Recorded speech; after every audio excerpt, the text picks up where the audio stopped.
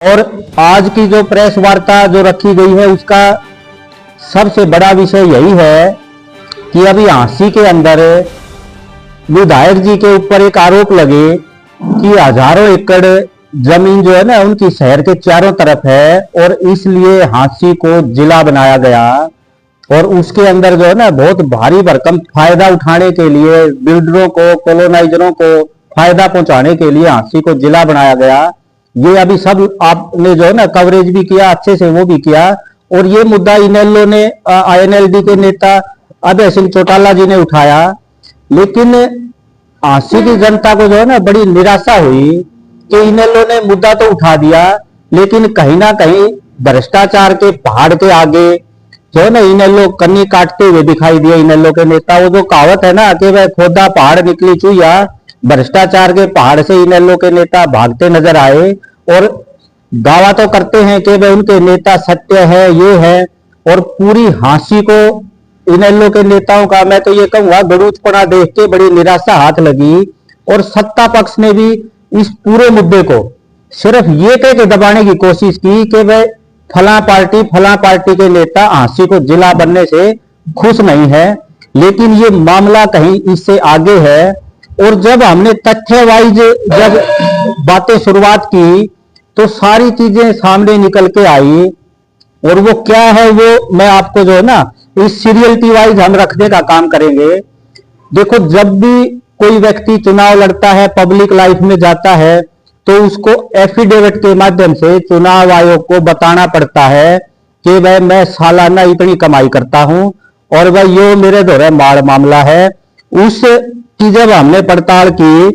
तो ब्याणा साहब ने 2019 और 2024 का हमें ये जो है ना मालूम है, ये अभी हमें मिल पाया ये घोषणा पत्र। 2019 और 24 में ब्याणा जी ने अपने और आश्रितों की कमाई का ब्यौरा ना देके सिर्फ अपना और अपनी पत्नी के नाम से सिर्फ ब्यौरा दाखिल किया। लेकिन उसके अलावा जो इसमें सारा उसमें इंपॉर्टेंट बात थी, जो जरूरी बात थी और जो छूट गई, जो चर्चा में नहीं आ पाई, भारतीय जनता पार्टी के कवरिंग कैंडिडेट के रूप में मौजूदा विधायक ब्याणा जी के बेटे ने भी नामांकन पत्र दाखिल किया था और उन्होंने भी अपनी आय का ब्यौरा दिया था। लेकिन बड़ी हैरानी की बात है कि वह विधायक जी के बेटे की जो इनकम है वो एक तृतीय श्रेणी के कर्मचारी के जितनी है। यानी 2018-19 में 2,92,000, 19-20 में 4,46,680, 20-21 में 450, 21-22 में 648 और 22-23 में 6,60,000 रुपए सालाना। इसके अंदर लिखा हुआ total income shown in the income tax return, यानी टोटल इनकम साल वाइज उन्होंने इतनी शो करी है। और कुल 5 साल के अंदर 24,97,673 रुपए विधायक जी के बेटे ने अपनी 5 साल की कुल इनकम जनता को बताई है। अब इससे किसी को कोई दिक्कत नहीं है। दिक्कत सिर्फ इतनी है कि भाई हजारों लोग बेरोजगार घूम रहे हैं। ब्याणा साहब ने जो है ना सिर्फ बेरोजगारों को इतना फार्मूला बता दें कि भाई इतनी साधारण इनकम में कोई व्यक्ति इतनी बड़ी बड़ी टाउनशिप कैसे काट सकता है, उस फार्मूले से झांसी की जनता का, झांसी के बेरोजगारों का भी भला हो जाए। ये आम आदमी पार्टी का मुख्य पर्सन है। और इससे भी आगे जो है ना जब सारी चीजें देखी गई, पहले तो विधायक जी ने दावा किया कि भाई उन्होंने ऐसा प्रॉपर्टी का कोई काम नहीं कर रखा, पिछले 3 साल से 1 इंच जमीन भी अगर उन्होंने खरीदी हो राजनीति से संन्यास ले लेंगे। फिर झांसी की जनता और उनके साथ रहने वाले लोग जब उनका झूठ उजागर करने लगे तो विधायक जी ने मीडिया के सामने आके कहीं 10 साल, कहीं 20 साल, कहीं 30 साल से कॉलोनी काटने की बात मानी। और हमने सिर्फ जो है ना अभी सारी कॉलोनियों का तो नहीं हम निकाल पाए डाटा, जो अरेरा के अंदर रजिस्टर्ड कुछ कॉलोनियां हैं उनका हम डाटा निकाल पाए, जिनमें काफी में विधायक जी के बेटे जो बतौर पार्टनर, प्रमोटर और ये जो है ना उनके तथ्य सामने हैं। और एक और बड़ा दावा जो है ना विधायक जी ने किया कि भाई वो अगर उन्होंने 1 इंच भी जमीन खरीदी हो, और एक जो है ना वो ललकार कर रहे थे राजनीतिक लोगों को भी, और एक जो है ना किसी को क्या तकलीफ है, ये बड़ा उछल उछल के कह रहे थे भाई मैं तो जो है ना, हम तो 20 साल से 30 साल से कॉलोनी काट रहे हैं, किसी को क्या तकलीफ है। तकलीफ विधायक जी किसी को नहीं है। तकलीफ ये है कि आप 5 लाख 6 लाख रुपए कमाने वाले आदमी से उसकी 1 साल की कमाई ले लो और आप उन बेरोजगारों को भी अपनी कॉलोनियों में 5-5% हिस्सा दे दो, और उससे भी नहीं ना,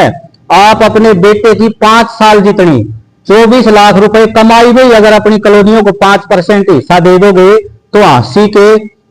आप जैसों को भी, बेरोजगारों को भी, और हजारों जो जिनको घर खरीदने हैं, जिनको अपने आवास के लिए इधर उधर भटक रहे हैं, उनको रहने के लिए घर ही मिल जाएगा। इतना ही अगर मिल जाए तो भी बहुत है। और इसके अलावा जो है ना, जब ये सारी चीजें, जब आईटी और जो प्रोजेक्ट जो चल रहे हैं उनकी जब जांच पड़ताल की, और वो कितने कितने करोड़ों के प्रोजेक्ट हैं, ये सारी चीजें जांच पड़ताल की, तो देखो कोई भी ईमानदारी से काम करने वाला कोई भी आम नागरिक है, उनके अंदर अनेकों अनेकों अनेक संदेह, प्रश्न और जितने डाउट हैं वो पैदा होते हैं। आज हम उन्हीं डाउट, उन्हीं प्रश्न, क्योंकि लोकतंत्र के अंदर जितना वोट जरूरी है उससे कहीं ज्यादा जरूरी सवाल है, उन्हीं सवालों को लेकर और उन्हीं सवालों के साथ जुड़े हुए आग्रह को लेकर आज हम मीडिया के माध्यम से जनता के सामने हैं। अभी अगर जैसे ये जो विधायक जी ने जो दावा किया, ये बिल्कुल तय है कि भाई उन्होंने अपनी परिवार की जो इनकम शो करी है, जो चुनाव आयोग के माध्यम से जनता को बताई है वो, और उनके जो कॉलोनियों के कारोबार चल रहे हैं वो बिल्कुल असंगत है। उनकी जो प्रॉपर्टी है, उनकी जो आय है वो बिल्कुल असंगत है और नजर आती है वो असंगत। अगर ऐसा है तो हंसी की जनता के मन में अनेकों प्रश्न है। जैसे हमने 10% चिन्हित किए हैं, जैसे हरियाणा सरकार की योजना चल रही है हरेरा के माध्यम से दीनदयाल आवास योजना। भाई क्या ये दीनदयाल आवास योजना पूरी तरह से लूटो दलाल योजना बन चुकी है? क्या हरेरा का, म्युनिसिपल विभाग का और टाउन प्लानिंग का काम सिर्फ कॉलोनियों के लाइसेंस दे के सो जाना है, और जो इस तरह के जो बिल्डर हैं या जो भू माफिया है वो हरेरा की कॉलोनियों के साथ लगती जमीनों को भी, हरेरा की कॉलोनियों के साथ लगती जमीनों को भी, अपनी अवैध जमीनों को भी वैध बताकर क्या जनता को लूटने का काम कर रहे हैं? तीसरा हमारा प्रश्न ये है हरियाणा सरकार से भी, विधायक जी से भी और जो शीर्ष अधिकारी है उनसे भी, क्या राजनीतिक संरक्षण में हरियाणा सरकार के शीर्ष नेता और अधिकारी इस तरह की परियोजनाओं के धन से अपने निजी टाउनशिप और प्रोजेक्ट को विकसित करने में अन्य जगह भी लिप्त है? हम अकेले भ्याणा जी पे आरोप भी लगा रहे हैं, हम एक ये आज ज्ञापन दे रहे हैं जिसके माध्यम से अब ये पूरे उसका जो है ना सिर्फ जांच के लिए, ये नहीं कि हम कोई आरोप का वो करें, सिर्फ ये चाह रहे हैं कि ऐसे आरोप आते हैं तो जांच हो, क्योंकि ये जनता के प्रश्न है और जनता की तरफ से आग्रह लेके हम कंसर्न अथॉरिटियों के पास जाएंगे। चौथा हमारा महत्वपूर्ण प्रश्न है, क्या कोई मात्र 25-50 हजार रुपए की सालाना मासिक आय वाला, यानी साल के करीब 5,000 रुपए सालाना कमाने वाला, इतनी 5 लाख रुपए कमाने वाला, इतनी जगह, इतने जिलों के अंदर अपनी टाउनशिप विकसित कर सकते हैं? अगर ऐसा है तो ये फार्मूला बेरोजगारों को भी मिल जाना चाहिए। पांचवा महत्वपूर्ण प्रश्न है, क्या चुनावी शपथ पत्र में आय और संपत्ति का गलत और अपूर्ण ब्यौरा दिया गया है? अगला महत्वपूर्ण प्रश्न है, क्या विधायक भ्याणा जी के परिवार द्वारा दर्शाई गई सीमित तथा साधारण आय व घोषित आय जो ज्ञात स्रोत है उनसे कहीं ज्यादा है? अगला महत्वपूर्ण प्रश्न है, क्या संभावित कर चोरी, बेनामी लेन देन और अवैध लेन देन में विधायक जी का परिवार या उसके सहयोगी लिप्त हैं?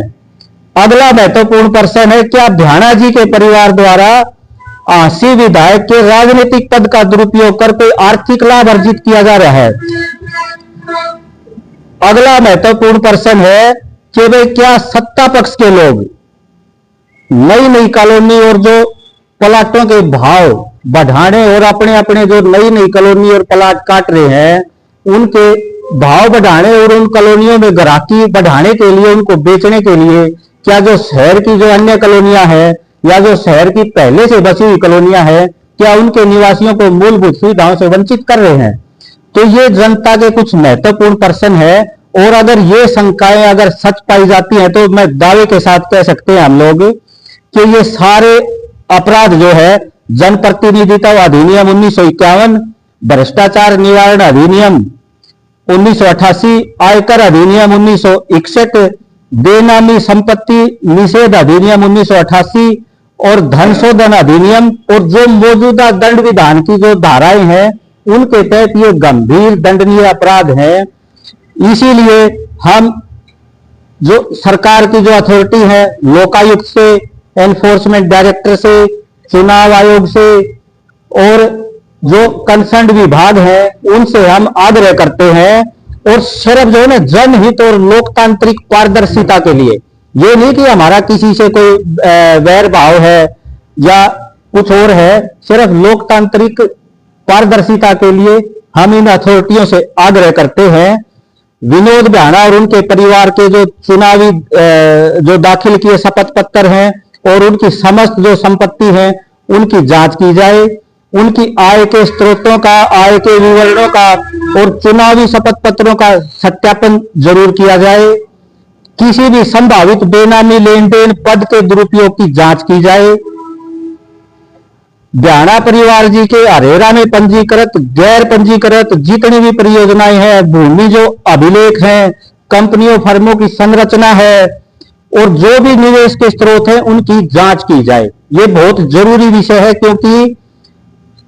पूरी झांसी के अंदर ये संशय है, सरकार के कर्ता धर्ताओं द्वारा भी समय समय पर ये घोषणा करी गई है कि भाई झांसी के अंदर 1800 करोड़ की परियोजनाएं चल रही हैं, और जब झांसी के अंदर कोई भी आदमी घूमता है या झांसी क्षेत्र से निकल के जाता है और सुनता है झांसी में 1800 करोड़ की परियोजना चल रही है, कहीं गले से नहीं उतरती। और इसीलिए ये संदेह है कि भाई क्या